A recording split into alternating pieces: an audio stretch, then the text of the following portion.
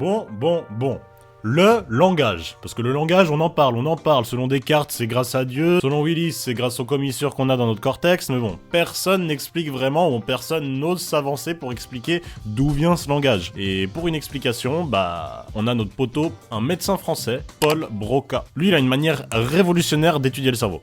Il y a quand même beaucoup de français dans l'histoire de la neurologie. Bref, ce Paul Broca entend parler d'un de ses confrères en province, Jean-Baptiste Bouillot, selon qui une atteinte cérébrale peut enlever les facultés de parole. Ou en tout cas, atteindre les capacités de parole sans trop atteindre d'autres capacités mentales. Sauf que le Broca, il est pas con.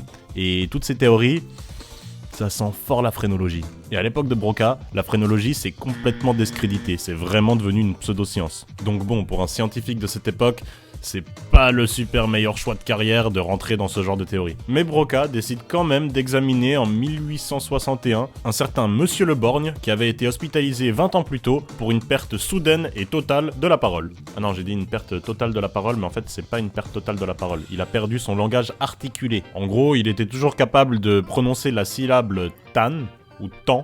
Je sais pas trop comment il le prononçait, mais en tout cas ça s'écrit T-A-N, je sais pas trop pourquoi. Mais si vous trouvez ça chelou, vous allez trouver encore plus chelou le deuxième exemple. Il était toujours capable de dire « sacré nom de Dieu ». Ça ressemble presque à un épisode de South Park. Le mec n'est plus capable de parler, par contre il peut que dire « sacré nom de Dieu » et « tant ». Franchement, à cette époque où les gens étaient pas vraiment éduqués sur les capacités de notre cerveau à nous faire parler, on devait vraiment le prendre pour un putain de mytho. Moi, si j'ai un pote qui d'un coup vient vers moi et il me parle plus qu'en disant « sacré nom de Dieu » et « tant », je vais lui dire, tu peux arrêter ton numéro 2 secondes. Sauf que lui, ça a duré 20 ans sans explication.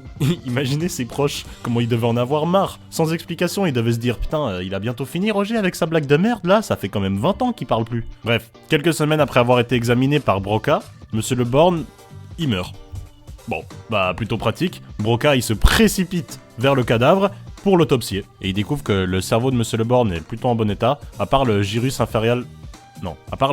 frontal inférieur, qui lui a subi de lourdes lésions. Il en déduit que cette région est le centre unique du langage. Et de nos jours, cette région dans notre cerveau est toujours appelée l'aire de Broca. Sauf que Broca, 1861, il a pas non plus accès à tous les outils qui lui permettent de comprendre vraiment exactement quelle région était touchée par cette lésion. Et en 2007, on a pu scanner avec des outils modernes ce cerveau qu'il avait conservé dans une boîte de formol. Et donc en plus de la lésion repérée par Broca, on découvre qu'il y a d'autres régions qui sont bien impactées. Le noyau sous-cortical, le putamen et un grand faisceau de fibres. Et on sait aujourd'hui que le langage, c'est pas simplement l'aire de Broca, mais bien plus que ça. Par exemple, un contemporain de Broca, le neurologiste allemand ou neuroanatomiste, je sais pas, ils étaient tous un petit peu tout à la fois en même temps à cette époque, Karl Wernicke, il aimait l'idée que le langage est mis par un réseau de neurones plutôt que juste une région spécifique. Et on découvre petit à petit que différentes lésions cérébrales peuvent affecter différents aspects de notre langage. Et ces troubles du langage sont ce qu'on appelle des anaphasies. Des fois c'est la grammaire qui est affectée,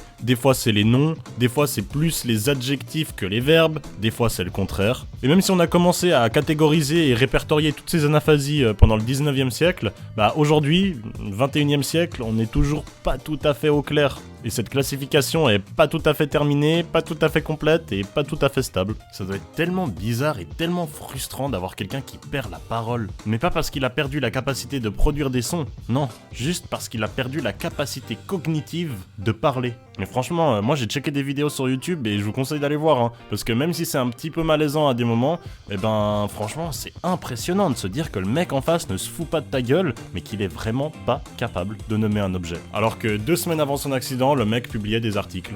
Coucou les amis, je viens de faire le montage de cet épisode et je me rends compte que tout le long je dis anaphasie, alors que c'est aphasie.